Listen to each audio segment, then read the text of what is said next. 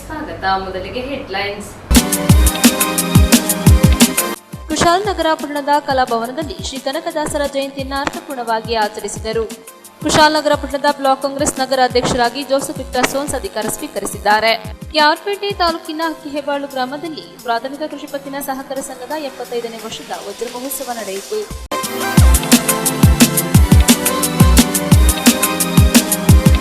ಕುಶಾಲನಗರ ತಾಲೂಕಿನ ಪಟ್ಟಣದ ಕಲಾಭವನದಲ್ಲಿ ತಾಲೂಕು ಆಡಳಿತ, ತಾಲೂಕು ಪಂಚಾಯಿತಿ, ಕನ್ನಡ ಮತ್ತು ಸಂಸ್ಕೃತಿ ಇಲಾಖೆ ವತಿಯಿಂದ ಶ್ರೀ ಕನಕದಾಸರ ಜಯಂತಿಯನ್ನು ಆಚರಿಸಿದರು. ಕುಶಾಲನಗರ ಪಟ್ಟಣದ ಕಲಾಭವನದಲ್ಲಿ ಕುಶಾಲನಗರ ಮತ್ತು ಸೋಮರ್ಪೇಟೆ ತಾಲೂಕು ಆಡಳಿತ, ತಾಲೂಕು ಪಂಚಾಯಿತಿ, ಕುಶಾಲನಗರ ಪುರಸಭೆ, ಸೋಮರ್ಪೇಟೆ ಪಟ್ಟಣ ಪಂಚಾಯಿತಿ ಹಾಗೂ ಕನ್ನಡ ಮತ್ತು ಸಂಸ್ಕೃತಿ ಇಲಾಖೆ ಸಂಯುಕ್ತ ಆಶ್ರಯದಲ್ಲಿ ದಾಸಶ್ರೇಷ್ಠ ಶ್ರೀ ಕನಕದಾಸರ ಜಯಂತಿಯನ್ನು ಆಚರಿಸಲಾಯಿತು. ಕಾರ್ಯಕ್ರಮವನ್ನು ಮಡಿಕೇರಿ ಕ್ಷೇತ್ರದ ಶಾಸಕರಾದ ಡಾಕ್ಟರ್ ಮಂತ್ರಗೌಡರು ಉದ್ಘಾಟಿಸಿದರು. ನಂತರ ಮಾತನಾಡಿದ ಅವರು, ಯುವ ಪೀಳಿಗೆ ಸಮಾಜಮುಖಿ ಚಿಂತನೆಗಳನ್ನು ಹೊಂದುವುದು ಅವಶ್ಯಕವಾಗಿದೆ. ಜಾತಿ, ಮತ, ಮೇಲು ಕೀಳು ಭಾವನೆ ತೊಡೆದುಹಾಕಲು ಸಾಮರಸ್ಯದಿಂದ ಸಹಬಾಳ್ವೆ ನಡೆಸುವ ನಿಟ್ಟಿನಲ್ಲಿ ಎಲ್ಲರೂ ಚಿಂತನೆ ಹರಿಸಬೇಕಿದೆ ಎಂದರು. ನಿವೃತ್ತ ಪ್ರಾಂಶುಪಾಲರು, ಸಾಹಿತಿ ಡಾಕ್ಟರ್ ಸೋಮಣ್ಣ ಮುಖ್ಯ ಭಾಷಣವನ್ನ ಮಾಡಿದರು. ನಮ್ಮ ಸಮಾಜದಲ್ಲಿ ಬೇರೂರಿರುವ ಮೌಢ್ಯತೆ ತೊರೆದು ವೈಚಾರಿಕತೆ ಬೆಳೆಸಿಕೊಳ್ಳಬೇಕು. ಸಮಾಜ ಸುಧಾರಕ, ಮಹಾಮಾನವತಾವಾದಿ, ದಾರ್ಶನಿಕ, ದೊಡ್ಡ ವ್ಯಾಕರಣ ವಿದ್ವಾಂಸರು, ಶ್ರೇಷ್ಠ ಕವಿಯಾದ ಕನಕದಾಸರ ಕೀರ್ತನೆಗಳಲ್ಲಿ ಸಾಮಾಜಿಕ ಚಿಂತನೆ ಮತ್ತು ವೈಚಾರಿಕತೆ ಇದೆ. ಸಮಾಜದ ಸಮಾನತೆಗೆ ಹೊರಟಿದ ಕನಕದಾಸರು ದಾಸಶ್ರೇಷ್ಠರು ಎಂದು ಬಣ್ಣಿಸಿದರು. ಜಿಲ್ಲಾಧಿಕಾರಿ ವೆಂಕಟರಾಜ್, ಕುಶಾಲನಗರ ತಹಶೀಲ್ದಾರ್ ಕಿರಣ್ ಜಿ ಗೌರಯ್ಯ, ಗ್ಯಾರಂಟಿ ಯೋಜನೆಗಳ ಅನುಷ್ಠಾನ ಸಮಿತಿ ತಾಲೂಕು ಅಧ್ಯಕ್ಷರಾದ ವಿಪಿ ಶಶಿಧರ್, ಸಂಗೊಳ್ಳಿ ರಾಯಣ್ಣ ಕುರುಬರ ಹಿತರಕ್ಷಣಾ ವೇದಿಕೆ ಜಿಲ್ಲಾಧ್ಯಕ್ಷರಾದ ಟಿಆರ್ ಪ್ರಭಾಕರ್, ಕರ್ನಾಟಕ ಕುರುಬ ಸಂಘದ ಕೊಡಗು ಜಿಲ್ಲಾ ನಿರ್ದೇಶಕಿ ಹೇಮಲತಾ ಮಂಜುನಾಥ್ ಮಾತನಾಡಿದರು. ಭಕ್ತ ಕನಕದಾಸರ ಭಾವಚಿತ್ರಕ್ಕೆ ಪುಷ್ಪಾರ್ಚನೆ ಮಾಡಿ ಪೂಜೆ ಸಲ್ಲಿಸಿ ನಮನ ಸಲ್ಲಿಸಲಾಯಿತು. ಸಂಗೊಳ್ಳಿ ರಾಯಣ್ಣ ಕುರುಬರ ಹಿತರಕ್ಷಣಾ ವೇದಿಕೆ ವತಿಯಿಂದ ಪ್ರತಿ ವರ್ಷದಂತೆ ಈ ಬಾರಿ ಕೂಡ ಶಿಕ್ಷಣ ಕ್ಷೇತ್ರದಲ್ಲಿ ಸಾಧನೆಗೈದ ಬುಡಕಟ್ಟು ಜನಾಂಗದ 4 ವಿದ್ಯಾರ್ಥಿಗಳು, ಸಮುದಾಯದ 10ಕ್ಕೂ ಅಧಿಕ ಪ್ರತಿಭಾನ್ವಿತ ವಿದ್ಯಾರ್ಥಿಗಳನ್ನ ಹಾಗೂ ಸಮಾಜದ ಏಳಿಗೆಗೆ ಶ್ರಮಿಸಿದ ಹಿರಿಯರನ್ನ ಸನ್ಮಾನಿಸಿ ಗೌರವಿಸಲಾಯಿತು. ಕನಕ ಜಯಂತಿ ಅಂಗವಾಗಿ ಏರ್ಪಡಿಸಿದ್ದ ಸ್ಪರ್ಧೆಯಲ್ಲಿ ವಿಜೇತರಿಗೆ ಬಹುಮಾನ ವಿತರಿಸಲಾಯಿತು. ಇದೇ ಸಂದರ್ಭ ಕುಶಾಲನಗರ ಪುರಸಭೆ ಅಧ್ಯಕ್ಷರಾದ ಜಯಲಕ್ಷ್ಮಿ, ಸದಸ್ಯರಾದ ಜಯಲಕ್ಷ್ಮಮ್ಮ ನಂಜುಂಡಸ್ವಾಮಿ, ಕುಶಾಲನಗರ ಯೋಜನಾ ಪ್ರಾಧಿಕಾರದ ಅಧ್ಯಕ್ಷರಾದ ಪ್ರಮೋದ್ ಮುತ್ತಪ್ಪ, ಸೋಮರ್ಪೇಟೆ ಪಟ್ಟಣ ಪಂಚಾಯಿತಿ ಅಧ್ಯಕ್ಷರಾದ ಜಯಂತಿ ಶಿವಕುಮಾರ್, ಸೋಮರ್ಪೇಟೆ ಪಟ್ಟಣ ಪಂಚಾಯಿತಿ ಅಧ್ಯಕ್ಷರಾದ ಜಯಂತಿ ಶಿವಕುಮಾರ್, ಉಪಾಧ್ಯಕ್ಷರಾದ ಮೋಹಿನಿ, ಜಿಲ್ಲಾ ಪಂಚಾಯಿತಿ ಮುಖ್ಯ ಕಾರ್ಯನಿರ್ವಹಣಾಧಿಕಾರಿ ಆನಂದ್ ಪ್ರಕಾಶ್ ಮೀನಾ, ಉಪ ವಿಭಾಗಾಧಿಕಾರಿ ವಿನಾಯಕ ನರ್ವಾಡೆ, ಕಾಗಿನೆಲೆ ಕನಕ ಗುರುಪೀಠದ ಧರ್ಮದರ್ಶಿ ಎಂ ನಂಜುಂಡಸ್ವಾಮಿ, ತಾಲೂಕು ಕುರುಬರ ಸಂಘದ ಅಧ್ಯಕ್ಷರಾದ ಟಿಕೆ ವಸಂತ, ಮುಖ್ಯಾಧಿಕಾರಿಗಳಾದ ಕೃಷ್ಣಪ್ರಸಾದ್, ಪಿಕೆ ನಾಚಪ್ಪ, ಹಿಂದುಳಿದ ವರ್ಗಗಳ ಇಲಾಖೆ ಅಧಿಕಾರಿ ಸ್ವಾಮಿ, ಸಮಾಜದ ಮುಖಂಡರಾದ ಸಿಕೆ ಉದಯಕುಮಾರ್, ದೊಡ್ಡಯ್ಯ, ಧರ್ಮ ನಟೇಶ್, ಗಣೇಶ್, ಮೊಗಣ್ಣ, ಪುಟ್ಟಸ್ವಾಮಿ, ದಲಿತ ಮುಖಂಡರಾದ ರಾಜು, ಗಂಗಾಧರ್, ಜಯಪ್ಪ ಹಾನಗಲ್ ಮತ್ತಿತರರು ಇದ್ದರು. ಪರಬ್ರಹ್ಮರೂಪಂ ಗಣೇಶಂ ಭಜೇಮಾ, ಪರಬ್ರಹ್ಮರೂಪಂ ಗಣೇಶಂ ಭಜೇಮಾ, ಗುಣಾತೀತಮಾನಂ ಚಿದಾನಂದರೂಪಂ, ಚಿದಾಭಾಸಕಂ ಸರ್ವಗಂ ಧ್ಯಾನಗಮ್ಯಂ, ಮುನಿಧ್ಯೇಯಮಾಕಾಶರೂಪಂ ಪರೇಶಂ, ಪರಬ್ರಹ್ಮರೂಪಂ ಗಣೇಶಂ ಭಜೇಮಾ, ಪರಬ್ರಹ್ಮರೂಪಂ ಗಣೇಶಂ ಭಜೇಮಾ, ಜಗತ್ಕಾರಣಂ ಕಾರಣಂ ಜ್ಞಾನರೂಪಂ. 21ನೇ ಶತಮಾನದಲ್ಲೂ ಅದು ತಲುಪಲಿಲ್ಲ. ಈಗ ನಾವು ದಿನನಿತ್ಯ ನಡೀತಾ ಇರೋದು ಜಾತಿ ಧರ್ಮ ಭೇದ ಭಾವದಲ್ಲಿ ಯಾರು ಶ್ರೀಮಂತರು ಯಾರು ಬಡವರು ಅಂತ ಇವತ್ತಿಗೂ ನಡೀತಾ ಇದೆ. ಸಮಸ್ಯೆ ಏನಂತಂದ್ರೆ ನಾವು ಸಾರ್ವಜನಿಕಕ್ಕೆ ಒಂದಾಗಂತ ಮಾಡಂತ ಅವತ್ತಿಂದ ಇಲ್ಲಿ ಗಂಟ ಯಾರು ಆ ಮಟ್ಟಕ್ಕೆ ಬರಲಿಲ್ಲ. ಹೋರಾಟಗಳು ಹಲವಾರು ಹೋರಾಟಗಳು ನಡ್ಕೊಂಡ್ ಬಂದವು. ನೀವು ಹೇಳಿದಂಗೆ ಬಸವಣ್ಣವರು, ಕನಕದಾಸವರು, ಇತ್ತೀಚೆಗೆ ಬಾಬಾ ಸಾಹೇಬ್ ಅಂಬೇಡ್ಕರ್ ಅವರು, ಅದೇ ರೀತಿಯಲ್ಲಿ ಕುವೆಂಪುರು ಸೇರಿಕೊಂಡು ಸಾರ್ವಜನಿಕರಿಗೆ ಏಕತಾ ಮಾಡಬೇಕು. ಮಾತ್ರ ನನ್ಗೆ ಗೊತ್ತಿರಂಗೆ ಎಲ್ಲ ಮುಂದಾಗ್ಬಿಟ್ರೆ ನಮ್ಮ ರಾಜಕಾರಣಿಗಳಾಗಿರ್ಬೋದು ಬೇರೆಯವರಿಗೆ ಕೆಲಸನೇ ಇಲ್ಲ ಅಂತ ನನ್ನ ಅಭಿಪ್ರಾಯ. ಈ ವಿಚಾರದಲ್ಲಿ ಒಂದು ರೀತಿಲಿ ಮೇಲೆ ಕೆಳಗಡೆ ಇದ್ದಂತ ಸಂದರ್ಭದಲ್ಲೇ ನಾವು ಬದುಕಕ್ಕೆ ಒಂದು ಅವಕಾಶ ಅಂತ ಎಷ್ಟೊಂದರಲ್ಲಿ ನಡೀಕೊಂಡು ಬರ್ತಾ ಇದೆ. ಮಾತ್ರ ನಮ್ಮ ಯುವಕರಿಗೆ ಏನ್ ಹೇಳಕ್ ಇಷ್ಟಪಡ್ತೀನಿ ಅಂತಂದ್ರೆ, ಅವರು ವಿದ್ಯಾಭ್ಯಾಸ ಮುಖ್ಯ, ಡಿಗ್ರಿ ಮುಖ್ಯ, ಅದರಿಂದ 10 ರೂಪಾಯಿ ಸಂಪಾದನೆ ಮಾಡೋದಂತೂ ಅವಶ್ಯಕತೆ. ಬಟ್ ಅದ್ರ ಜೊತೆಲೂ ಸಮಾಜದಲ್ಲಿ ಸಾರ್ವಜನಿಕರಿಗೆ ಹೆಂಗ್ ನಡಿಬೇಕು, ಹೆಂಗಿರ್ಬೇಕು ಅಂತ ಯಾರು ಹೇಳ್ಕೊಡೋದಿಲ್ಲ. ಅವರು ನಾವು 10 ರೂಪಾಯಿ 20 ರೂಪಾಯಿ ಸಂಬಳ ಮಾಡೋದು ಏನಾದ್ರು ದುಡಿದ್ರೆ ಅದು ನಮ್ಮ ಮೇಲೆ ಖರ್ಚು ಮಾಡ್ಬೇಕು. ನಾವು ಯಾರು ಬಡವರು ಕೊಡೋದಿಲ್ಲ. ನಾವು ಏನಾದ್ರೆ ಊಟ ಮಾಡೋಂಥ ಸಂದರ್ಭದಲ್ಲಿ ನಾವು ಆ ಊಟನ ಬೇರೆ ಹಂಚ್ಕೊಳ್ಳೋಕೆ ಯಾಕೆ ಕಡಿಮೆ ಮಾಡ್ತಾ ಇದೀವಿ ಅಂತ ಹಲವಾರು ವಿಚಾರದಲ್ಲಿ ನಾವು ಯೋಚನೆ ಮಾಡ್ಬೇಕಾಗತ್ತೆ. ಕನಕದಾಸರು ನೀವೇನ ಅಕ್ಕಿನೂ ರಾಗಿ ವಿಚಾರ ನಾನು ಅಲ್ಲೇ ಮಾತಾಡ್ಬಿಟ್ಟೆ ಸುಮ್ಮನೆ, ಇಲ್ಲಿ ಮಡಿಕೇರಿಯಲ್ಲಿ ಮಾತಾಡಿದೆ, ನೀವು ಮಾತಾಡಿದ್ರೆ ರಿಪೀಟ್ ಮಾಡ್ಲಿಕ್ಕೂ ಆಗೋದಿಲ್ಲ. ಈಗ ಮಾತ್ರ ನೀವು ಹೇಳಿದಂಗೆ ಹೊರಗಡೆ ಎಲ್ಲರೂ ಬೆಳ್ಳಗಾಗಿದ್ರು ಒಳಗಡೆ ಏನ್ ನಡೀತಾ ಅಂತ ದೇವಿಗೆ, ಅದಕ್ಕೋಸ್ಕರ ಹೊರಗಡೆ ಎಲ್ಲರೂ ಚೆನ್ನಾಗಿ ಕಾಣಿಸೋ ಸಂದರ್ಭದಲ್ಲಿ ಒಳಗಡೆ ಕೊಡ್ಕೊಳ್ತಾ ಇರ್ಬೋದು ಅಂತ ಯಾವ ಕಾರಣಕ್ಕೂ ಹೊರಗಡೆ ತೋರಿಸ್ಕೊಂಡ್ರೆ ನೀವೇನಕ್ಕೆ ಬೇಜಾರಾಗ್ಬೋದು ಅಂತ ಸಂದರ್ಭದಲ್ಲಿ ಅದಕ್ಕೆ ನಾವು ನೀವು ಹೇಳ್ದಂಗೆ ಅಕ್ಕಿನೂ ರಾಗಿನ ಕಂಪೇರ್ ಮಾಡೋದು, ನೀವು ಹೇಳ್ದಂಗೆ ಅಕ್ಕಿನೂ ರಾಗಿನ ಕೊಡಕ್ಕಾಗಲ್ಲ, ನೀವು ಹೇಳ್ದಂಗೆ ಜೇಲಲ್ಲಿ ಕಳ್ಸಕ್ಕಾಗಲ್ಲ, ದರ್ಬಾರ್ ಮಾಡಕ್ಕಾಗಲ್ಲ. ಮಾತ್ರ ಅದ್ಯಾಕೆ ಆ ಉದಾಹರಣೆ ಯಾಕೆ ಕೊಡ್ತಾರೆ ಅಂತಂದ್ರೆ ನೀವು ಹೇಳ್ದಂಗೆ ಬಿಸಿಲಲ್ಲಿ ಹೋದಂತ ಸಂದರ್ಭದಲ್ಲಿ ಬಿಸಿಲಲ್ಲಿ ಏನಂತ ಹೇಳಿ ಟ್ಯಾನ್ ಆಯ್ಕೆ ಅಂತ ನಮ್ಮ ಹುಡುಗಿರೆಲ್ಲ ನೋಡ್ಕೋಬಹುದು. ಆಮೇಲೆ ಸಂಸ್ಕೃತಿ ಉಪಸ್ಥಿತರಾಗಿ ಎಲ್ಲರಿಗೆ ಉದ್ದೇಶ ಮಾತನಾಡಿ ಇಲ್ಲಿ ಬಂದಿದ್ದೀವಿ. ಅದರಲ್ಲಿ ಕೂಡ ನಮ್ಮ ಉಪನ್ಯಾಸಕರು ಬಹಳ ಚೆನ್ನಾಗಿ ಮಾತು ಹೇಳಿದರು. ಕನಕದಾಸ ಅವರು ಸಂದೇಶವನ್ನ ನೀಡಿರುವ ಅವರು ಏನ್ ಹೇಳಿದ್ರಂದ್ರೆ ಬಹಳ ಸರಳವಾಗಿ ನಾವು ಹೇಳ್ತೀವಿ. ಅದರಲ್ಲಿ ಏನಿದೆ ಅಂತ, ನಮ್ಮ ಮನಸ್ಸನ್ನು ನಾವು ಶುದ್ಧ ಮಾಡಿದ್ದೇವೆ ಅಂತ ದೇವರ ನಮ್ಮ ಒಳಗೆ ವಾಸ ಮಾಡ್ತಾರೆ. ಪ್ರತಿಯೊಬ್ಬರು ಒಳಗೆ ನಮ್ಮ ದೇವರು ವಾಸ ಮಾಡಬಹುದು. ಬಟ್ ನಾವು ಮೊದಲನೇ ನಮ್ಮ ಮನಸ್ಸನ್ನ ಶುದ್ಧ ಮಾಡಬೇಕು. ಅದು ಆದ್ಮೇಲೆ ದೇವರ ವಾಸ ಆದ್ರೆ ನಾವು ಏನೇನು ಮಾತುಗಳು ಹೇಳ್ತೀವಿ ಅದು ನುಡಿಗಳು ಆಗುತ್ತೆ. ಆ ನುಡಿಗಳ ಮೂಲಕ ನಾವು ಈ ಸಮಾಜಕ್ಕೆ ಒಂದು ಸಂದೇಶವನ್ನ ನೀಡಬೇಕಾಗುತ್ತೆ. ಮತ್ತೆ ಪ್ರತಿಯೊಂದು ಮಾತುಗಳು ನಾವು ಏನು ಮಾತಾಡ್ತೀವಿ ಅದು ಒಂದು ನುಡಿಗಳ ಮೂಲಕ ಎಲ್ಲರಿಗೆ ಸಂದೇಶವನ್ನ ಹೋಗುತ್ತೆ. ಮತ್ತೆ ಈಗ ಅವರು ಏನು ಕಲ್ಪನೆ ಮಾಡಿದ್ರು ಕನಕದಾಸ ಅವರು, ಅದೇ ರೀತಿಯಾಗಿ ಒಂದು ಸಮಾಜವನ್ನು ನಾವು ಕಟ್ಟಬೇಕು. ಈಗ ಸೋಮಣ್ಣ ಅವರು ಕೂಡ 2-3 ಕಥೆಗಳು ಹೇಳಿದ್ರಂತೆ ಯಾವ ರೀತಿ ಅವರು ಕನಕದಾಸ ಅವರು ಶ್ರೇಷ್ಠ ಭಕ್ತ ಆಗಿದ್ದು. ಮೊದಲನೇ ಈಗ ಬಾಳೆಹಣ್ಣು ಪರೀಕ್ಷೆ ಬಗ್ಗೆ ಹೇಳಿದ್ರು. ಅದರಿಂದ ನಾವು ಕೂಡ ಕಲಿಬೇಕು ಏನಂದ್ರೆ ಅಂದ್ರೆ ನಾವು ಬೇರೆ ಯಾರ ಅನುಪಸ್ಥಿತಿಗಳಲ್ಲಿ ನಾವು ಕೆಟ್ಟ ಮಾತುಗಳು ಹೇಳ್ತೀವಿ, ಇದು ಆಗುತ್ತೆ, ಯಾರ ಅನುಪಸ್ಥಿತಿಯಲ್ಲಿ ಹೇಳ್ತೀವಿ ಅಂದ್ರೆ ಇದು ಸರಿ ಇಲ್ಲ ಅಂದ್ರೆ ಈ ತರದ್ದು ಆಗಿಲ್ಲ. ಯಾವ ರೀತಿಯ ಕನಕದಾಸ ಅವರು ಹೇಳಿದರು, ಯಾರು ನೋಡ್ತಾ ಇಲ್ಲ ಅಂದ್ರೆ ದೇವರೇ ನೋಡ್ತಾ ಇದ್ದಾರೆ.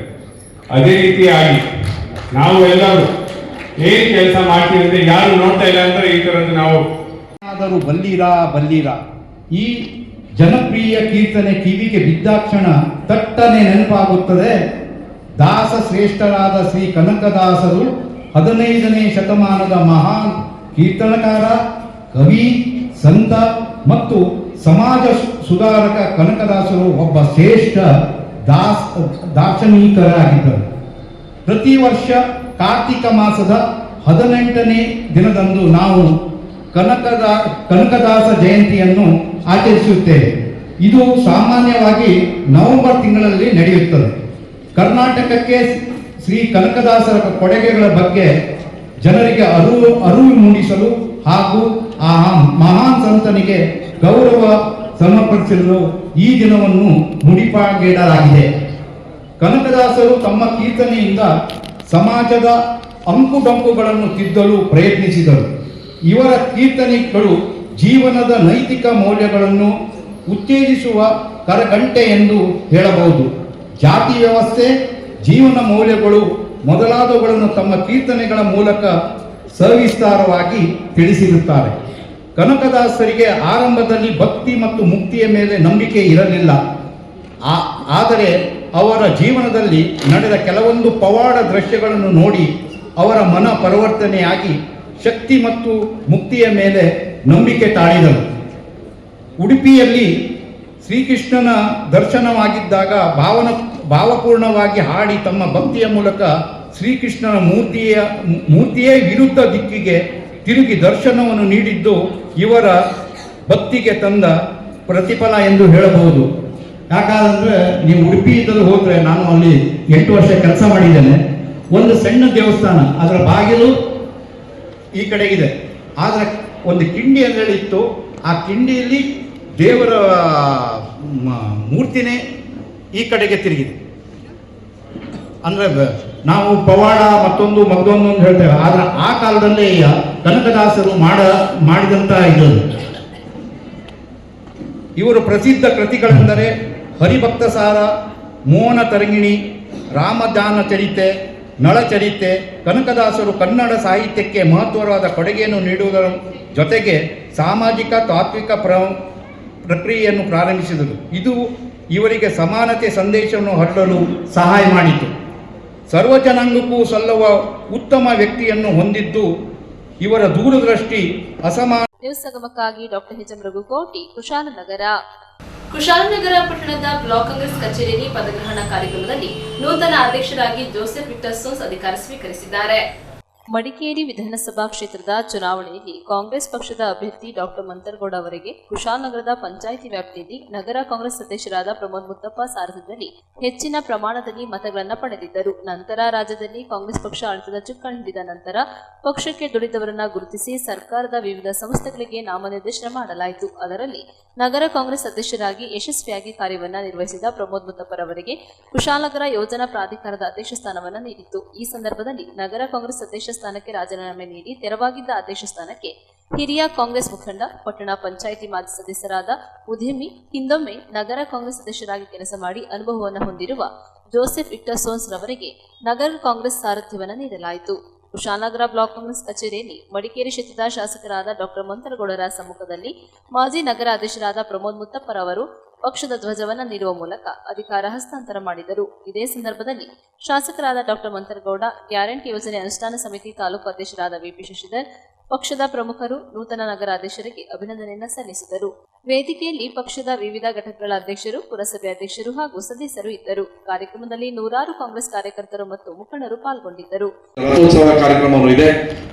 ನಾವು ಎಲ್ಲಾ ಕಾರ್ಯಕ್ರಮದಲ್ಲಿ ಯಾವ ಜನಾಂಗದ ಇರ್ಬೋದು, ಯಾವ್ದಾದ್ರು ಇರ್ಬೋದು, ನಮ್ಮ ಪಾರ್ಟಿಯವರು ಅಲ್ಲಿ ನಿಂತ್ಕೊಂಡು ಸಹಾಯ ಮಾಡ್ಲಿಕ್ಕೆ ನಾವು ಜವಾಬ್ದಾರಿ ತಗೋಬೇಕು. ನನ್ಗೆ ಗೊತ್ತಿಲ್ಲ, ಇಲ್ಲಾಂದ್ರೆ ನಾವ್ ಯಾವಾಗ ನಾವು ಅಂದ್ರೆ ಆ ಕಾರ್ಯಕ್ರಮಗಳು ನುಗ್ಗೋದು, ನಾವು ಅವ್ರ ಜೊತೆ ಸೇರಿಕೊಂಡು ಸಂಘದ ವಿಚಾರದಲ್ಲಾಗಿರ್ಬೋದು, ಎಲ್ಲರೂ ನಾವು ನಿರಂತರವಾಗಿ ಮಸೀದಿ, ನಮ್ಮ ಕಲಿಮೈ, ನಮ್ಮ ಇದಾದ್ರೆ ಮಸೀದಿ ಕಾರ್ಯಕ್ರಮ, ಈ ಮಿಲಾದ್ ಕಾರ್ಯಕ್ರಮ ಆಗ್ಬೋದು, ಎಲ್ಲರೂ ಕಾರ್ಯಕ್ರಮಕ್ಕೆ ನಾವು ಸೇರಿಸ್ಕೊಂಡ್ರೆ ನೀವು ಹೇಳಿದಂಗೆ ಖುಷಿಯಾಗಿ ನಾವು ಜಾನಪರ ದಯವಿಟ್ಟು ಅದ್ರೂ ಗ್ಯಾರಂಟೀಸ್ ಅನುಷ್ಠಾನ ಸಮಿತಿ ಅಧ್ಯಕ್ಷರು ಪ್ಲಸ್ ಟೌನ್ ಅಧ್ಯಕ್ಷರುಗಳು ಎಲ್ಲಾ ಪದಾಧಿಕಾರಿಗಳಿಗೆ ನಮ್ಮ ಪಾರ್ಟಿಯಿಂದ 10 ರೂಪಾಯಿ ಆದ್ರೂ ಲಾಭ ಸಿಕ್ಕಿದೆ ಮಿನಿಮಮ್ ಆಗಿ. ದಯವಿಟ್ಟು ಅದನ್ನ ನಿರಂತರವಾಗಿ ಜನಕ್ಕೆ ಜ್ಞಾಪಕ ಮಾಡಿಸಿ. ಮತ್ತೊಮ್ಮೆ ಟೌನ್ ಅಲ್ಲಿ 16 ವಾರ್ಡ್ ಇವತ್ತಿದೆ, ನಾಳೆ ಇನ್ನೂ ಒಂದು 23 ವಾರ್ಡ್ ಆಗುತ್ತೆ. ಅದೆಲ್ಲರೂ ಸೇರಿ 23 ವಾರ್ಡಿಗೆ ಸಂಘಟನೆ ಮಾಡಕ್ಕೆ ನೀವು ಜವಾಬ್ದಾರಿ ತಗೋಬೇಕು ಅಂತ ಹೇಳ್ತಾ ನನ್ನ ಕರೆಸಿ ಮಾತಾಡ್ಲಿಕ್ಕೆ ಅವಕಾಶ ಮಾಡಿದ್ದಕ್ಕೆ ಟೌನ್ ಕಾಂಗ್ರೆಸ್ ಹಾಗೂ ಬ್ಲಾಕ್ ಕಾಂಗ್ರೆಸ್ ಅಧ್ಯಕ್ಷರಾಗಿ ಒಳ್ಳೆ ರಾಜಕೀಯವಾಗಿ ಬಹಳ ಅತ್ಯಂತ ಮಹತ್ತರವಾದ ಮತ್ತು ಅತ್ಯಂತ ಪ್ರಾಮುಖ್ಯವಾದ ಒಂದು ಆಯಕಟ್ಟಿನ ಜಾಗ ಇದೆ. ಕುಶಾಲನಗರ ಇವತ್ತು ತಾಲೂಕು ಕೇಂದ್ರ ಆಗಿದೆ. ನಮ್ಮ ತಾಲೂಕಿನ ವ್ಯಾಪ್ತಿಯಲ್ಲಿ ಸರಿಸುಮಾರು 1,19,000 ಜನಸಂಖ್ಯೆ ಇದೆ. ಸೋಮವಾರಪೇಟೆ ತಾಲೂಕಿನಲ್ಲಿ 1,05,000 ಜನಸಂಖ್ಯೆ ಇದೆ. ನಮ್ಮ ಪಂಚಾಯಿತಿಗಳು ಕುಶಾಲನಗರ ಸೇರಿದಾಗಿ 18, ಅಲ್ಲಿ 26. ಮಾನ್ಯ ಶಾಸಕರ ಗಮನಕ್ಕೆ ತರ್ತಿರೋದು. ಸೊ ಜನಸಂಖ್ಯೆ ನಮ್ಮದು ಜಾಸ್ತಿ ಇದೆ, ಆದರೆ ಪಂಚಾಯಿತಿಗಳು ಕಡಿಮೆ ಇದೆ. ಸೊ ಇದನ್ನ ಯಾಕೆ ಗಮನಕ್ಕೆ ತರ್ತಿದ್ದೀವಿ ಅಂತ ಹೇಳಿದ್ರೆ, ಪಂಚಾಯಿತಿ ವಾದ ಅಭಿವೃದ್ಧಿಯನ್ನು ವಿಂಗಡಣೆ ಮಾಡಿದಾಗ ನಾವು ವಂಚಿತರಾಗಬಾರ್ದು. ನಾವು 15,000 ಸಂಖ್ಯೆ ಜಾಸ್ತಿ ಇದ್ದೀವಿ, ಹಾಗಾಗಿ ಅದನ್ನು ಗಮನಿಸ್ಕೊಳ್ಬೇಕು ಅಂತ ಹೇಳ್ತಾ, ಈ ಮತದಾರರ ಸಂಖ್ಯೆ ಕೂಡ ಬಹಳ ದೊಡ್ಡದಿದೆ, ಅವ್ರಿಗಿಂತ ನಾವು ಹೆಚ್ಚುವರಿಯಾಗಿದ್ದೀವಿ. ಹಾಗಾಗಿ 101 ಬೂತ್ಗಳಾಗಿದೆ. ಮಾನ್ಯ ಜೋಸೆಫ್ ಅವರ ಗಮನಕ್ಕೆ ಎಂತದ್ದು ಅಂತ ಹೇಳಿದ್ರೆ, ಕುಶಾಲನಗರದಲ್ಲಿ 2 ಹೆಚ್ಚುವರಿ ಬೂತ್ಗಳಾಗಿದೆ. ಅಸೆಂಬ್ಲಿಗೆ ಚುನಾವಣೆ ಬೂತ್ಗಳು ಬೇರೆ, ಪುರಸಭಾ ವ್ಯಾಪ್ತಿಗೆ ಚುನಾವಣೆ ಬೂತ್ಗಳು ಬೇರೆ. ಈಗೇನು 11 ಬೂತ್ಗಳಿತ್ತು, ಆ 11 ಬೂತ್ಗಳನ್ನ 13 ಬೂತ್ಗಳಾಗಿ ಮಾಡಿದ್ದಾರೆ. ನಿಮ್ಮ ಬೂತ್ ಶಿವಶಂಕರ್ ಬೂತ್ ಒಂದು ಹೆಚ್ಚುವರಿ ಆಗಿದೆ, ದಿನೇಶ್ ನಿಮ್ದೊಂದು ಬೂತ್ ಹೆಚ್ಚುವರಿ ಆಗಿದೆ. ಸೊ ಅಧಿಕೃತವಾಗಿ ವಿಧಾನಸಭೆಯ ಬೂತ್ಗಳ ಸಂಖ್ಯೆ ಕುಶಾಲನಗರದಲ್ಲಿ 13, ನಮ್ಮ ಮುಳುಸೋಗಿಗೆ 7, ಮಾದಪಟ್ಟ 1, ಸರಿಸುಮಾರು 21 ಬೂತ್ಗಳು ನಿಮ್ಮ ವ್ಯಾಪ್ತಿಗೆ ಬರ್ತದೆ ಅಂತ ಹೇಳಿದ್ರೆ, ನಮ್ಮ ತಾಲೂಕಿನ 20% ಬೂತ್ಗಳು ಕೇವಲ ಈ ವ್ಯಾಪ್ತಿಗೆ ಬರ್ತದೆ. ಸರಿಸುಮಾರು ನಮ್ಮ ಮತದಾರ 20,000 ಯಾವ ದಾಟ್ತದೆ ಮತದಾರ ಸಂಖ್ಯೆ. ಮತದಾರರ ಸಂಖ್ಯೆ ನಮ್ಮದು ಕನಿಷ್ಠ 24,000ವರೆಗೆ ಬರ್ತಾ ಇದೆ. ಕೇವಲ ಕುಶಾಲನಗರ ಮತದಾರರ ಸಂಖ್ಯೆ ಮಾದಪಟ್ಟ ಬೂತನ್ನು ಸೇರಿದಾಗ ನಮ್ಮ 5 ಕಿಲೋಮೀಟರ್ಗಳ ವ್ಯಾಪ್ತಿಯಲ್ಲಿ, ಕೇವಲ 5 ಕಿಲೋಮೀಟರ್ಗಳ ವ್ಯಾಪ್ತಿಯಲ್ಲಿ ನಾನು ಪದೇ ಪದೇ ಯಾಕೆ ಹೇಳ್ತೀನಿ ಅಂತ ಹೇಳಿದ್ರೆ ಈ ಮಾತನ್ನ, ಕೂಡ್ಗೆ ಸೇರಿದಾಗೆ, ಗುಡ್ಡೆ ಹೊಸೂರು ಸೇರಿದಾಗೆ ನಮ್ಮ ಮತದಾರರ ಸಂಖ್ಯೆ ಸುಮಾರು 55-60 ಸಾವಿರ ಮತದಾರ ಜನಸಂಖ್ಯೆ ಇದೆ. ಸರಿಸುಮಾರು 50,000 ಮತದಾರರಿದ್ದಾರೆ ಕಡೆ. ಸೊ ಈ 50 ಯುವ ಕಾಂಗ್ರೆಸ್ ಇದು ಶಿವಶಂಕರ್ ಅವರು, ಕಿರಣ್ ಅವರು, ಕಲಿಪುಲ್ಲ ಅವರು, ಮತ್ತೆ ನಮ್ಮ ಕೌನ್ಸಿಲರ್ಗಳಿದ್ದಾರೆ, ಅಮನ ಸದಸ್ಯರು, ಮತ್ತೆ ಎಲ್ಲಾ ಬೂತ್ಗಳನ್ನ BLAಗಳು, ಒಂದೊಂದು ಬೂತ್ಗೆ 2 BLO ಇದ್ದಾರೆ. ಅವರೆಲ್ಲ ನನಗೆ ಸಾಥ್ ಕೊಟ್ಟು ಎಲ್ಲ ಬೂತ್ಗಳು, ಎಲ್ಲ ವಾರ್ಡ್ಗಳಿಂದ ನನಗೆ ಬೆಂಬಲ ಕೊಟ್ಟು ನಾನು ಏನು ಅಧ್ಯಕ್ಷ ಸ್ಥಾನ ವಹಿಸಿದ್ದೆ ನನ್ನನ್ನು ಯಶಸ್ಸಾಗಲಿಕ್ಕೆ ಅವರು ಕಾರಣರಾಗಿದ್ದಾರೆ. ಅವರು ಅಭಿನಂದನೆ ಸಲ್ಲಿಸ್ತಾ ಇದ್ದೀನಿ. ಅದೇ ಥರ ಪತ್ರಕರ್ತರು ನನ್ನ ಅವಧಿಯಲ್ಲಿ ಏನು ನಾನು ಕೆಲಸ ಮಾಡಿದ್ದೆ ಅದನ್ನು ಪ್ರಚಾರವನ್ನು ತುಂಬ ಚೆನ್ನಾಗಿ ಪ್ರಚಾರವನ್ನು ಕೊಟ್ಟು ನನ್ನನ್ನು ಮೇಲೆ ಬೆಳೆಸಿದ್ದಾರೆ. ಅವ್ರಿಗೂ ಅಭಿನಂದನೆ ಹೇಳ್ತಾ, ನಮ್ಮ ಏನು ವೇದಿಕೆ ಮೇಲೆ ಕೂತಿರತಕ್ಕಂಥ ಶಾಸಕರು ಹಾಗೂ ನಮ್ಮ ಬ್ಲಾಕ್ ಕಾಂಗ್ರೆಸ್ ಅಧ್ಯಕ್ಷರು, ಹಿರಿಯರು ಎಲ್ಲ ನನಗೆ ಸಹಾಯ ಮಾಡಿದ್ದಾರೆ ಅಂತ ಹೇಳ್ತಾ ಅವರಿಗೆಲ್ಲ ಮತ್ತೊಂದ್ಸಲ ಅಭಿನಂದನೆ ಸಲ್ಲಿಸಿ ಮಾತು. ಇದು ನನಗೆ ಜವಾಬ್ದಾರಿ ಕೊಟ್ಟಿದ್ದಾರೆ. ಮೊದಲು 9 ವರ್ಷ ನಾನು ಈ ಜವಾಬ್ದಾರಿ ನಿರ್ವಹಿಸಿದ್ದೇನೆ. ಆದರೆ ಆಗ ನಮ್ಮ ಪಕ್ಷ ಅಧಿಕಾರದಲ್ಲಿ ಇರಲಿಲ್ಲ. ನಮ್ಮ ಪಕ್ಷವಾಗಲಿ, ನಮ್ಮ ಪಂಚಾಯತಿಗಳಾಗಲಿ ನಮ್ಮ ಅಧಿಕಾರದಲ್ಲಿರಲಿಲ್ಲ, ಯಾರು ಅಧಿಕಾರದಲ್ಲಿರಲಿಲ್ಲ. ಅಂತ ಸಂದರ್ಭದಲ್ಲಿ ನಾನು 9 ವರ್ಷ ನಗರ ಕಾಂಗ್ರೆಸ್ನ ಅಧ್ಯಕ್ಷನಾಗಿದ್ದೆ. ಸೊ ಉತ್ತಮವಾಗಿ ನಿರ್ವಹಿಸಿದ್ದೆ ಅಂತ ಹೇಳಲಿಕ್ಕೆ ಸಾಧ್ಯ ಇಲ್ಲ. ನಿರ್ವಹಿಸಿದ್ದೀನಿ. ನನಗೆ ಆ ಸಂದರ್ಭದಲ್ಲಿ ಸಹಕಾರ ನೀಡಿದಂತ ಎಲ್ಲರೂ ನಾನು ಈ ಸಂದರ್ಭದಲ್ಲಿ ನೆನೆಸ್ಕೊಳ್ತಾ ಅವರಿಗೆ ಧನ್ಯವಾದ ಹೇಳ್ತಾ ಇದ್ದೇನೆ. ಅದರ ನಂತರ ಪ್ರಮೋದ್ ಅವರು ಬಹಳ ಉತ್ತಮವಾಗಿ ಸಂಘಟನೆ ಮಾಡಿದ್ರು. ಅವರ ಶಕ್ತಿ ನಾನು ನೋಡಿದ್ದೀನಿ, ಅವರ ಸಂಘಟನಾ ಚತುರತೆಯನ್ನು ನಾನು ನೋಡಿದ್ದೀನಿ, ಅವ್ರು ಏನೇನು ಮಾಡಿದ್ದಾರೆ ಅಂತ ಹೇಳೋದು ನೋಡಿದ್ದೀನಿ. ಅವರ ಮಾತು ನಾನು ಅವರು ಸಹ ನನ್ನ ಸ್ನೇಹಿತರೆ, ಅವ್ರ ನಾನು ಹೇಳಿದ್ದೀನಿ, ನಾನೀಗ ಅಧಿಕಾರ ಅಥವಾ ಈ ಒಂದು ಜವಾಬ್ದಾರಿಯನ್ನು ವಹಿಸ್ಕೊಳ್ತಾ ಇದ್ದೀನಿ, ತಮ್ಮ ಸಹಕಾರ ನನಗೆ ಬೇಕು. ಅವ್ರು ಹೇಳಿದ್ರೆ ನನಗೆ ಸಹಕಾರ ಕೊಡ್ತೀನಿ ಅಂತ ಹೇಳಿ, ಅವ್ರು ಯಾವ ಮಾರ್ಗದರ್ಶನ ನೀಡ್ತಾರೆ, ಅವ್ರೇನು ನನಗೆ ಹೇಳ್ತಾರೆ ಅದನ್ನೆಲ್ಲ ನಾನು ಚಾಚುಕ್ತೆ ಮಾಡ್ತೀನಿ. ಮತ್ತೆ ಈಗ ವಿಶೇಷವಾಗಿ ಈ ಸಂದರ್ಭದಲ್ಲಿ ನನಗೆ ಇನ್ನೊಂದು ಸಂತೋಷ ಅಂತ ಹೇಳಿದ್ರೆ, ನಮಗೆ ನಗರದಲ್ಲಿ ಪುರಸಭೆ ಅಧ್ಯಕ್ಷರಾಗಿ ಜಯಲಕ್ಷ್ಮಿ ಅವರಿದ್ದಾರೆ, MLA ಆಗಿ ನಮಗೆ ಮಂತ್ರಿಗಳು ಇದ್ದಾರೆ, ಬ್ಲಾಕ್ ಕಾಂಗ್ರೆಸ್ ಅಧ್ಯಕ್ಷರಾಗಿ ಅನುಷ್ಠಾನ ಸಮಿತಿ ಅಧ್ಯಕ್ಷರಾಗಿ VP ಶಸ್ತ್ರ ಇದ್ದಾರೆ, ಕೂಡ ಅಧ್ಯಕ್ಷರಾಗಿ ಪ್ರಮೋದ್ ಅವರು ಇದ್ದಾರೆ. ಸೊ ಇವರೆಲ್ಲ ಅಧಿಕಾರದಲ್ಲಿದ್ದಾರೆ. ಈಗ ಯಾರು ಬಂದು ಮೊದಲಾಗ ನಾವು ವಿರೋಧ ಪಕ್ಷದಲ್ಲಿದ್ದು ಯಾರು ಬಂದು ಒಂದು ಸಹಕಾರ ಕೇಳಿದ್ರೆ ವಿರೋಧ ಪಕ್ಷದವರಾಗಿ ನಾವು ಅಲ್ಲಿ ಹೋಗಿ ಹೆಲ್ಪ್ ಕೇಳಬೇಕಾಗಿತ್ತು. ಇವತ್ತು ನಮ್ಗೆ ಅಧಿಕಾರ ಇದೆ. ಆ ಅಧಿಕಾರ ಇರುವಾಗ ಯಾರ ಏನೇ ಕೆಲಸ ಕಾರ್ಯಗಳು ಹೇಳಿದ್ರು ಆ ಅಧಿಕಾರದಲ್ಲಿ ನಾವು ಪ್ರತಿಯೊಬ್ಬರ ಸಹಕಾರದೊಂದಿಗೆ ಕೆಲಸ ಮಾಡ್ಲಿಕ್ಕೆ ನಮ್ಗೆ ಶಕ್ತಿ ಜಾಸ್ತಿ ಇದೆ. ಒಂದು ನಾನು ರಿಕ್ವೆಸ್ಟ್ ಹೇಳ್ತೀನಿ, ಕಾನೂನಾತ್ಮಕವಾದಂತ ಯಾವುದೇ ಕೆಲಸ ಹೇಳಿ ನಾನು ಮಾಡ್ಲಿಕ್ಕೆ ತಯಾರಿದ್ದೀನಿ, ಸಹಕಾರ ಕೊಡ್ಲಿಕ್ಕೆ ತಯಾರಿದ್ದೀನಿ. ಕಾನೂನು ಬಿಟ್ಟು ಮಾತ್ರ ಹೋಗ್ಲಿಕ್ಕೆ ನಾನು ಅಷ್ಟು ಮುಂದೆ ಹಾಕುದಿಲ್ಲ. ಮತ್ತೆ ಇವರೆಲ್ಲರ ಸಹಕಾರದೊಂದಿಗೆ ಪಕ್ಷ ಕಟ್ಟುವ ನಿಟ್ಟಿನಲ್ಲಿ ನಾನು ಉತ್ತಮವಾದಂತ ರೀತಿಯಲ್ಲಿ ಕಾರ್ಯನಿರ್ವಹಿಸ್ತೀನಿ ಅಂತ ಹೇಳ್ತೀನಿ. ಮತ್ತು ಈಗಾಗಲೇ ನಾನು ಶಸ್ತ್ರ ಹೇಳಿದ್ದೀನಿ, ಈ ಆಫೀಸ್ ನಲ್ಲಿ ಪ್ರತಿದಿನ ಸಾಧ್ಯವಾದಷ್ಟು ಪ್ರತಿದಿನ 10 ಆ ಸಂದರ್ಭದಲ್ಲಿ ಯಾರೇ ಕಾರ್ಯಕರ್ತರು ಯಾರೇ ಒಂದು ತಮ್ಮ ಆಹ್ವಾನಗಳನ್ನಾಗಲಿ ಏನಾದ್ರು ರಿಕ್ವೆಸ್ಟ್ಗಳನ್ನಾಗಲಿ ತಗೊಂಡ್ ಬಂದ್ರೆ ನಾನು ಅದಕ್ಕೆ ಇವರೆಲ್ಲರ ಸಹಕಾರದೊಂದಿಗೆ ನಾನು ಅದನ್ನ ಕೈಗೂಡಿಸಲಿಕ್ಕೆ ಪ್ರಯತ್ನ ಮಾಡ್ತೀನಿ ಅಂತ ಹೇಳ್ತೀನಿ. ಮತ್ತೆ ಏನೇ ಪ್ರಾಬ್ಲಮ್ ಇದ್ರು ವೈಯಕ್ತಿಕವಾಗಲಿ ಇನ್ನು ಯಾವುದೇ ಕಚೇರಿಯಲ್ಲಿ ಏನೇ ತೊಂದರೆಗಳಿದ್ರೆ ಏನೇ ಇದ್ರು ದಯವಿಟ್ಟು ನಮ್ಮ ಹತ್ರ ಹೇಳಿ. ನನಗೆ ತುಂಬಾ ಜನ ನಾನು ಅಧಿಕಾರದಲ್ಲಿ ಇಲ್ದಿದ್ರು ತುಂಬಾ ಜನ ನಂಗೆ ಹೇಳ್ತಿದ್ರು, ನಮ್ಮ ಪಂಚಾಯತಿನ ಹೋದ್ರೆ ಕೆಲಸ ಆಗೋದಿಲ್ಲ, ತಾಲೂಕು ಆಫೀಸ್ ಹೋದ್ರೆ ಕೆಲಸ ಆಗೋದಿಲ್ಲ, ಸ್ಟೇಷನ್ ಹೋದ್ರೆ ಕೆಲಸ ಆಗೋದಿಲ್ಲ. ಯಾರನ್ನು ಮೀಟ್ ಮಾಡೋದಪ್ಪ? ನಾನು ಯಾರನ್ನೂ ಮೀಟ್ ಮಾಡಲಿಲ್ಲ. ನೋಡಿ, ಯಾರಿಗೆ ಏನೇ ಕೆಲಸ ಬೇಕು ಫಸ್ಟ್ ಅವರು ನಮ್ಮ ಪ್ರತಿನಿಧಿಗಳನ್ನ ಮೀಟ್ ಮಾಡುವಂತ ಕೆಲಸ ಮಾಡಬೇಕು. ನಾವು ಪಂಚಾಯತಿಗೆ ಅಪ್ಲಿಕೇಶನ್ ಕೊಟ್ಟಿದ್ದೀನಿ, ಯಾವುದೇ ಪ್ರತಿನಿಧಿಗಳಿಗೆ ಹೇಳಿದ್ರೆ ನಮ್ ಕೆಲಸ ಆಗಿಲ್ಲ ಅಂತ ದೂರದಲ್ಲಿ ನ್ಯೂಸ್ ಸಂಗಮಕ್ಕಾಗಿ ಡಾಕ್ಟರ್ HM ರಘುಕೋಟಿ, ಕುಶಾಲನಗರ. ಕುಶಾಲನಗರ ಪುರಸಭೆಯಲ್ಲಿ ಕನಕದಾಸರ ಜಯಂತಿಯನ್ನ ಸರಳವಾಗಿ ಆಚರಿಸಿದರು. ಕುಶಾಲನಗರ ತಾಲೂಕಿನ ಪುರಸಭೆ ಆವರಣದಲ್ಲಿ ಕನಕದಾಸರ ಜಯಂತಿಯನ್ನು ಅರ್ಥಪೂರ್ಣವಾಗಿ ಆಚರಿಸಿದರು.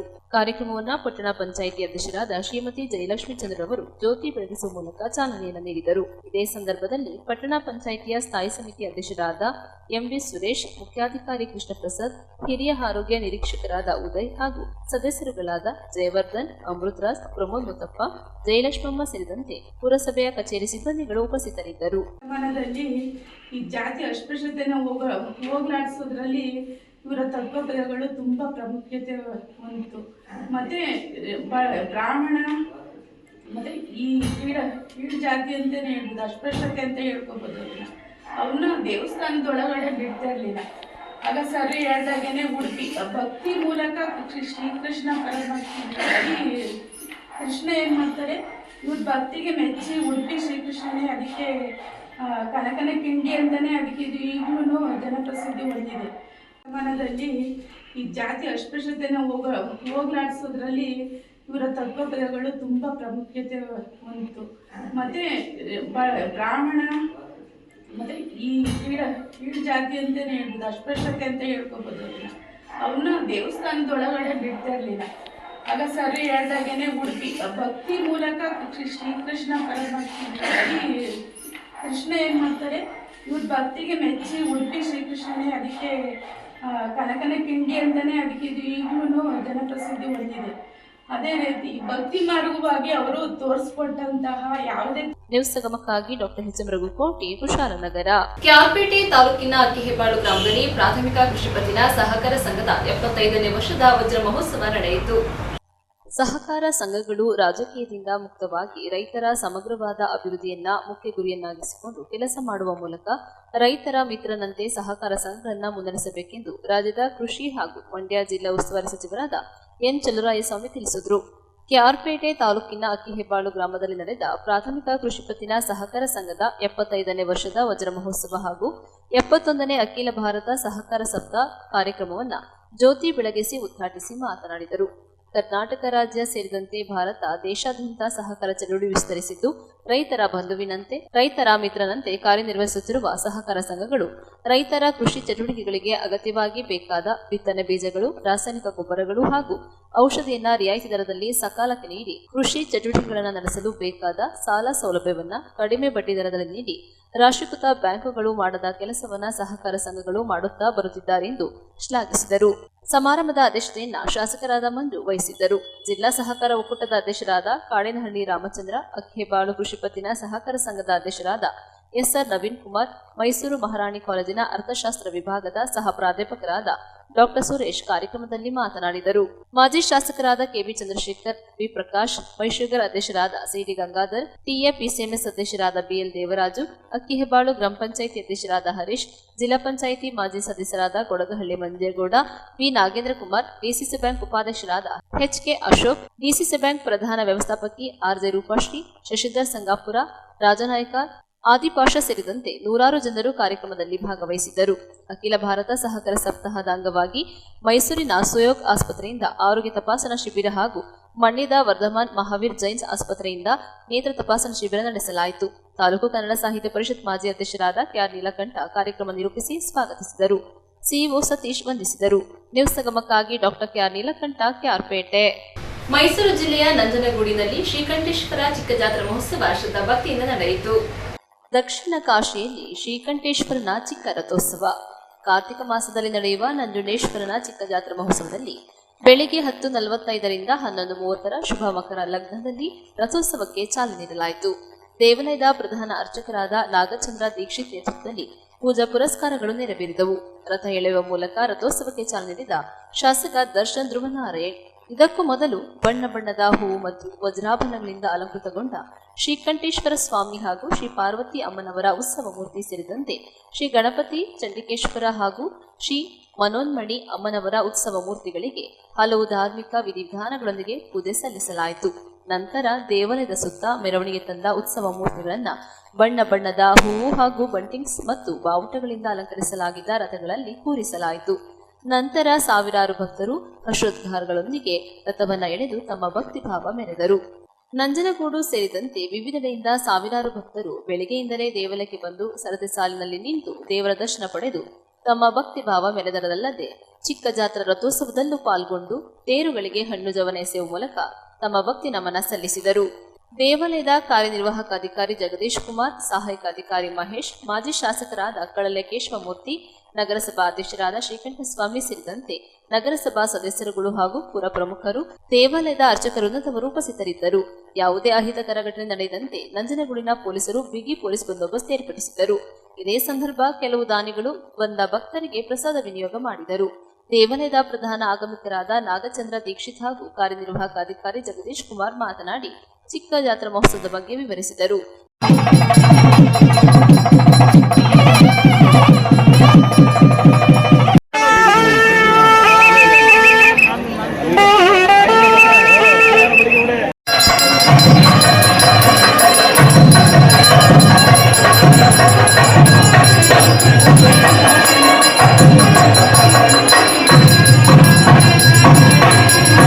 ಶ್ರೀ ಗುರುಭ್ಯೋ ನಮಃ. ವಾಗರ್ತಾಯ ಸಂಪರ್ತೋ ವಾಗತಃ ಪ್ರತಿಪತ್ತಿಯೇ ಜಗತಃ ಪಿತರೋ ಬಂದೇ ಪಾರ್ವತಿ ಪರಮೇಶ್ವರ. 2024ನೇ ಸಾಲಿನ ಶ್ರೀ ಶ್ರೀಕಂಠೇಶ್ವರ ಸ್ವಾಮಿಯವರ ಚಿಕ್ಕ ಜಾತ್ರಾ ಮಹೋತ್ಸವದ ಅಂಗವಾಗಿ ಈ ದಿವಸ ಬೆಳಗ್ಗೆ ಎಂದಿನಂತೆ 5 ಗಂಟೆಗೆ ದೇವಾಲಯವನ್ನು ತೆಗೆದು ಉಷಿಕಾಲದಲ್ಲಿ ಪಾರ್ವತಿ ಸಮೇತ ಶ್ರೀಕಂಠೇಶ್ವರ ಸ್ವಾಮಿಯವರಿಗೆ ಕ್ಷೀರಾಭಿಷೇಕ, ಫಲಪಂಚಾಮೃತಾಭಿಷೇಕ ಹಾಗೂ ಮಹಾನ್ಯಾಸಪೂರ್ವಕವಾಗಿ ರುದ್ರಾಭಿಷೇಕ ನೆರವೇರಿಸಲಾಗಿದೆ.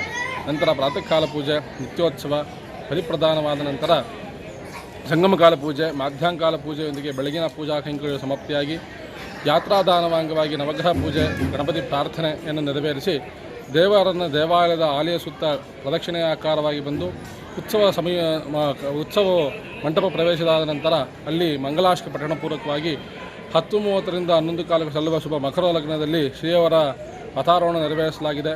ಮೊದಲನೇದಾಗಿ ಗಣಪತಿ ಹಾಗೂ ಚಂಡಿಕೇಶ್ವರ ಸ್ವಾಮಿಯವರು, ಎರಡನೇದಾಗಿ ಪಾರ್ವತಿ ಸಮೇತ ಶ್ರೀಕಂಠೇಶ್ವರ ಸ್ವಾಮಿಯವರು, ಮೂರನೇದಾಗಿ ಮನೋನ್ಮಣಿ ಅಮ್ಮನವರು. ಈ 3 ಉತ್ಸವಗಳು ರಥಬೀದಿಯಲ್ಲಿ ಎಂದಿನಂತೆ ಸಾಗಿ ಸ್ವಸ್ಥಾನ ಸೇರಿದ ನಂತರ ಹಂಸವಾಹನ ಉತ್ಸವ ಹಾಗೂ ರಾತ್ರಿ ನಟೇಶೋತ್ಸವದೊಂದಿಗೆ ಈ ದಿನದ ಕೈಂಕರ್ಯಗಳು ಸಮಾಪ್ತಿಯಾಗ್ತದೆ. ನಾಗಚಂದ್ರ ದೀಕ್ಷಿತರು, ಶ್ರೀಕಂಠೇಶ್ವರ ಸ್ವಾಮಿ ದೇವಸ್ಥಾನ, ನಂಜನಗೂಡು. ಎಲ್ಲರಿಗೂ ನಮಸ್ಕಾರ. ದಕ್ಷಿಣ ಕಾಶಿಯೆಂದೇ ಪ್ರಸಿದ್ಧವಾಗಿರುವ ನಂಜನಗೂಡು ಶ್ರೀ ಶ್ರೀಕಂಠೇಶ್ವರ ಸ್ವಾಮಿ ದೇವಸ್ಥಾನದಲ್ಲಿ ಚಿಕ್ಕ ಜಾತ್ರೆಯ ಪ್ರಯುಕ್ತ ದಿನಾಂಕ 10/11/2024ರಿಂದ 21/11/2024ರವರೆಗೆ ವಿವಿಧ ಧಾರ್ಮಿಕ ಕಾರ್ಯಕ್ರಮಗಳು ಜರುಗಲಿವೆ.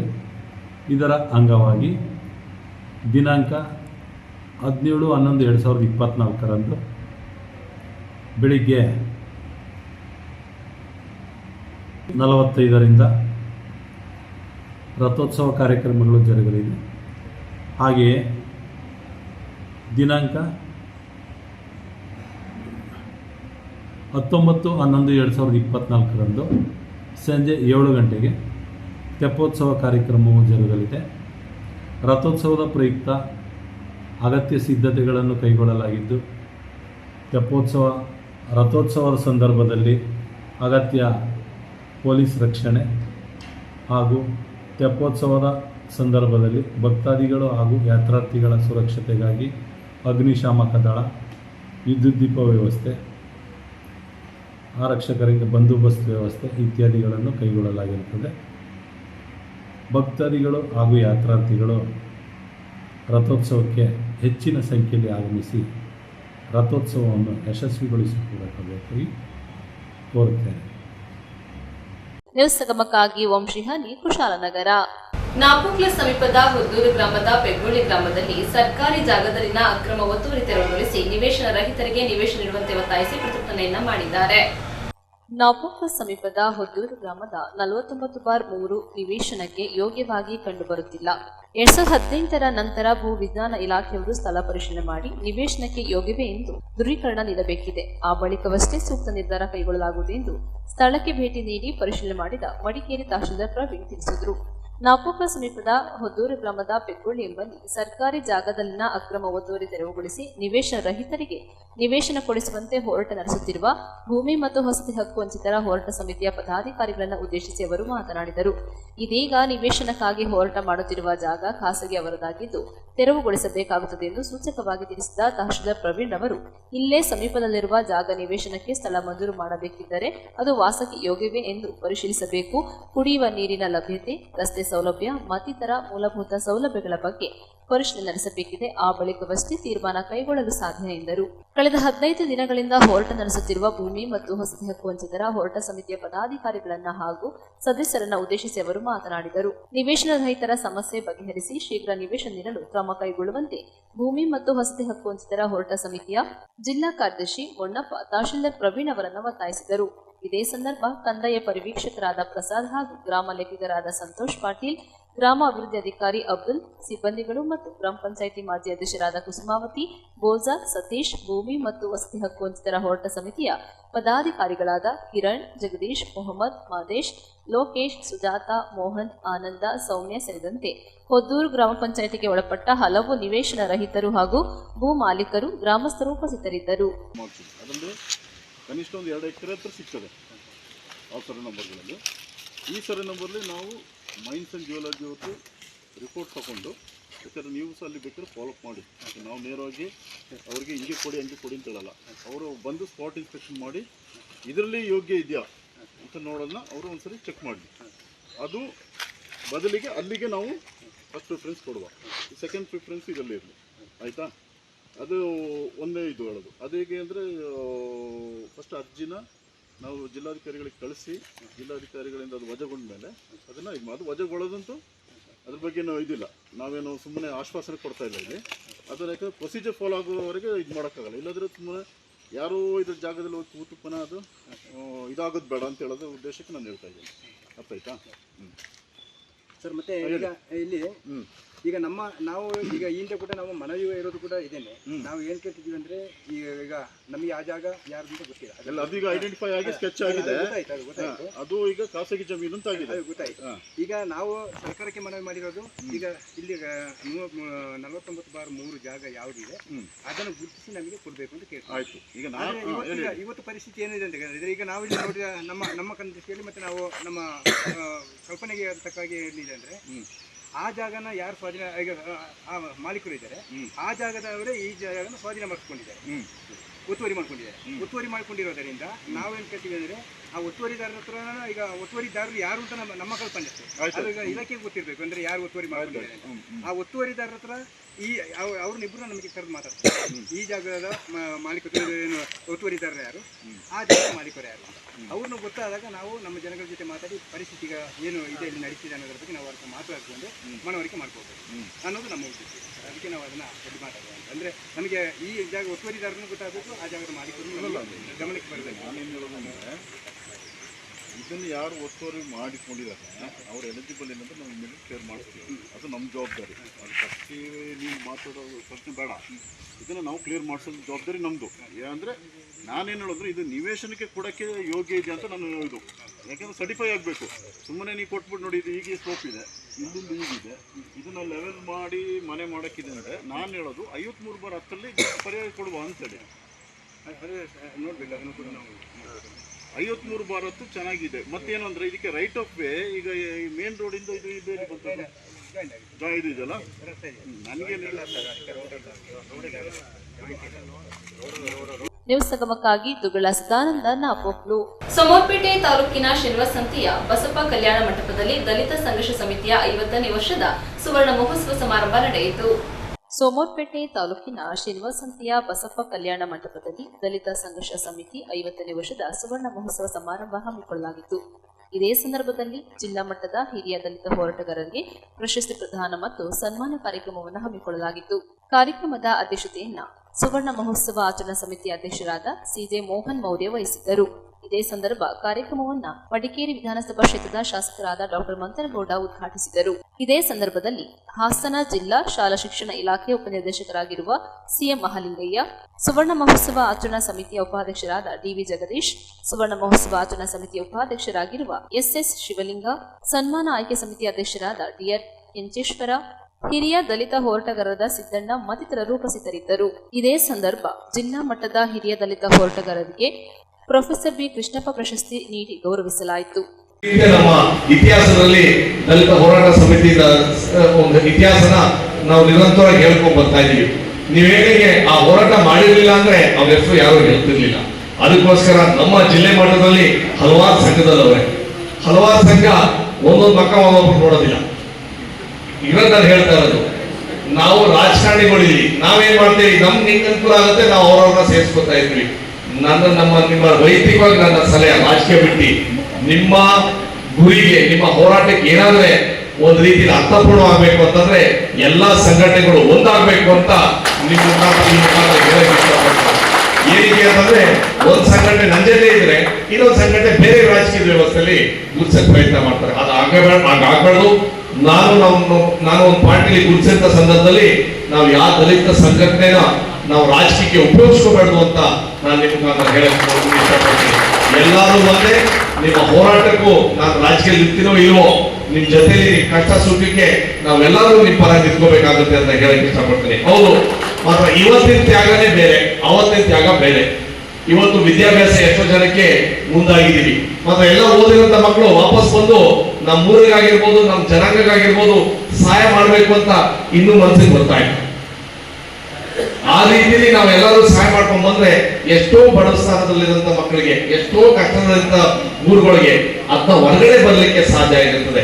ಅದಕ್ಕೋಸ್ಕರ ನಾವು ಓದಿರೋಂಥ ಮಕ್ಕಳಿಗಿರ್ಬೋದು, ನಮ್ಮ ಯುವಕರು ಇರ್ಬೋದು, ಎಲ್ಲೆಲ್ಲೋ ಹೊರಗಡೆ ಕೆಲಸದಲ್ಲಿ ಇರ್ತಾರೆ, ಅವರು ಬಂದು ನಮ್ಮೂರಿಗೆ ನಮ್ಮ ಹತ್ರ ಹೋರಾಟ ಮಾಡಿ ಗಲಾಟೆ ಮಾಡಿ ಈ ತರ ಕೆಲಸ ಆಗ್ಬೇಕು ಸರ್, ಬೆಂಗಳೂರು ಹಿಂಗಾಗಿದೆ, ಹೊರದೇಶಕ್ಕೆ ಹೋಗಿದ್ದ ಸಂದರ್ಭದಲ್ಲಿ ಸರ್ ಫಾರಿನ್ ಊರಲ್ಲಿ ಹೊರದೇಶದಲ್ಲಿ ಇಷ್ಟೆಲ್ಲ ಮುಂದೆ ಹೋಗಿದ್ದೀವಿ, ನಮ್ಮ ದೇಶ ಇನ್ನೂ ಯಾಕೆ ಇಷ್ಟು ಹಿಂದೆ ಇದ್ದೀವಿ ಅಂತ ಕೆಲವು ವಿಚಾರದಲ್ಲಿ ಅದನ್ನ ಯೋಚನೆ ಮಾಡಕ್ಕೆ ನಾವೆಲ್ಲರೂ ಸೇರ್ಕೊಂಡ್ರೆ ಎಲ್ಲಾ ಸಂಘಟನೆಗಳು ಮುಂದಾದ್ರೆ ನೀವು ಹೇಳ್ದಂಗೆ ಎಷ್ಟೋ ಈ ಸಂಘಟನೆಗಳ ಮುಖಾಂತರ ಈ ನಮ್ಮ ಬಾಬಾ ಸಾಹೇಬ್ ಅಂಬೇಡ್ಕರ್ ಅವರು ಏನು ಅವತ್ತೇನು ಹೇಳಿದ್ರು, 50 ವರ್ಷದಲ್ಲಿ ಈ ಜಾತಿ ವ್ಯವಸ್ಥೆ, ಧರ್ಮದ ವ್ಯವಸ್ಥೆ ಎಲ್ಲಾ ರೀತಿಯಲ್ಲಿ ಒಂದು ಬದಲಾವಣೆ ಆಗಬೇಕು. ಆಗಿದ್ಯಾ? ಆಗಿಲ್ಲ. ಅದಕ್ಕೋಸ್ಕರ ನಾನು ಯಾಕೆ ಹೇಳ್ತೀನಿ ಅಂತಂದ್ರೆ, ಎಷ್ಟೇ ಮುಖ್ಯ ಅನ್ನುವಂತ ಸಂದರ್ಭದಲ್ಲಿ ನಾವು ವಿದ್ಯಾಭ್ಯಾಸ ಮುಖಾಂತರನೇ ನಮ್ಮ ಮನೆಗಳಲ್ಲಿ ನಮ್ಮ ಬಡಸ್ಥಾನ ಇರ್ಬೋದು ಒಂದು ಬದಲಾವಣೆ ತರಕ್ಕೆ ಸಾಧ್ಯ. ದಯವಿಟ್ಟು ಬಾಬಾ ಸಾಹೇಬ್ ಅಂಬೇಡ್ಕರ್ ಮತ್ತೆ ಭಾರತ ಸಂವಿಧಾನದ ಋಣದ ಮಕ್ಕಳು ಅನ್ನುವಂತಹದನ್ನ ನಾವೆಲ್ಲರೂ ನೆನಪಿಟ್ಟುಕೊಳ್ಬೇಕಾಗಿದೆ. ಬಾಬಾ ಸಾಹೇಬ್ ಅಂಬೇಡ್ಕರ್ ಅವರು ಬಹಳ ಮುಖ್ಯವಾದ 2 ಮಾತುಗಳನ್ನ ಮಾತನಾಡಿದ್ದಾರೆ. ಇವತ್ತಿನ ಈ ಸಭೆಗೆ ಆ ಮಾತು ತುಂಬಾ ಮುಖ್ಯ ಅಂತ ನಾನು ಭಾವಿಸ್ತೇನೆ. ಒಂದು, ಯಾವ ಸಮುದಾಯ ತನ್ನ ಪರಂಪರೆ ಮತ್ತು ಚರಿತ್ರೆಯನ್ನು ಮರೆಯುತ್ತದೋ ಆ ಸಮುದಾಯ ತನ್ನೆಲ್ಲ ಹಕ್ಕು ಮತ್ತೆ ಅಧಿಕಾರವನ್ನು ಕಳೆದುಕೊಳ್ಳುತ್ತದೆ ಅನ್ನುವ ಒಂದು ಮಾತು. ಮತ್ತೊಂದು ಮಾತು, ಯಾವುದೇ ಸಮುದಾಯ ಅದು ಪ್ರಗತಿಯನ್ನು ಸಾಧಿಸಬೇಕಾದರೆ ಆ ಸಮುದಾಯ ಮೊದಲಿಗೆ ಮಾನಸಿಕ ಗುಲಾಮಗಾರಿಕೆಯಿಂದ ಬಿಡುಗಡೆಗೊಳ್ಳಬೇಕು ಅಂತ ಹೇಳಿದೆ. ಇದೆರಡು ತುಂಬಾ ಮುಖ್ಯವಾದ ಮಾತುಗಳು.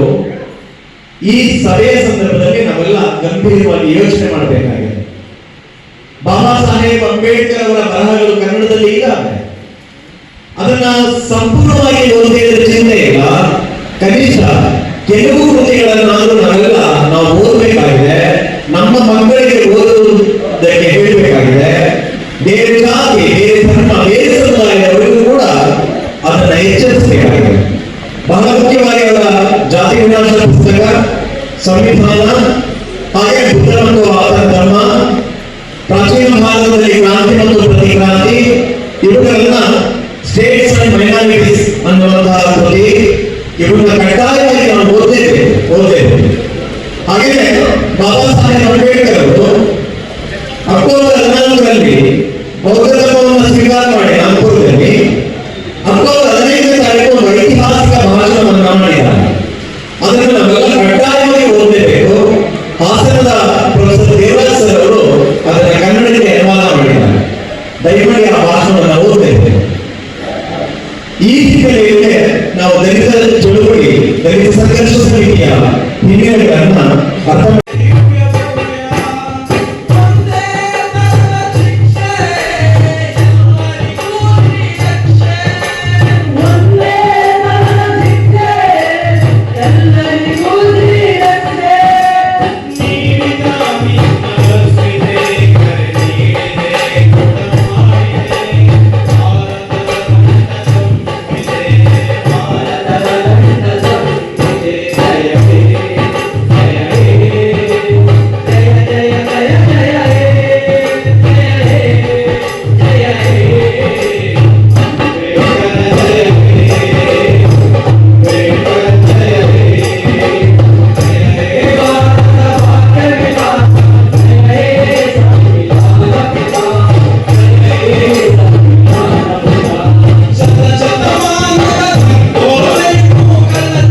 ಸಂಗಮಕ್ಕಾಗಿ doctor H M Raghukoti, Kushalnagar. ಕೊನೆಯಲ್ಲಿ ಮತ್ತೊಮ್ಮೆ ಹೆಡ್ಲೈನ್ಸ್. ಕುಶಾಲನಗರ ಪಟ್ಟಣದ ಕಲಾಭವನದಲ್ಲಿ ಶ್ರೀ ಕನಕದಾಸರ ಜಯಂತಿಯನ್ನು ಅರ್ಥಪೂರ್ಣವಾಗಿ ಆಚರಿಸಿದರು. ಕುಶಾಲನಗರ ಪಟ್ಟಣದ ಬ್ಲಾಕ್ ಕಾಂಗ್ರೆಸ್ ನಗರ ಅಧ್ಯಕ್ಷರಾಗಿ ಜೋಸೆಫ್ ವಿಕ್ಟರ್ ಸೋನ್ಸ್ ಅಧಿಕಾರ ಸ್ವೀಕರಿಸಿದ್ದಾರೆ. ಯಾರ್ಪೇಟೆ ತಾಲೂಕಿನ ಅಕ್ಕಿಹೆಬ್ಬಾಳು ಗ್ರಾಮದಲ್ಲಿ ಪ್ರಾಥಮಿಕ ಕೃಷಿ ಪತ್ತಿನ ಸಹಕಾರ ಸಂಘದ 75ನೇ ವರ್ಷದ ವಜ್ರ ಮಹೋತ್ಸವ ನಡೆಯಿತು.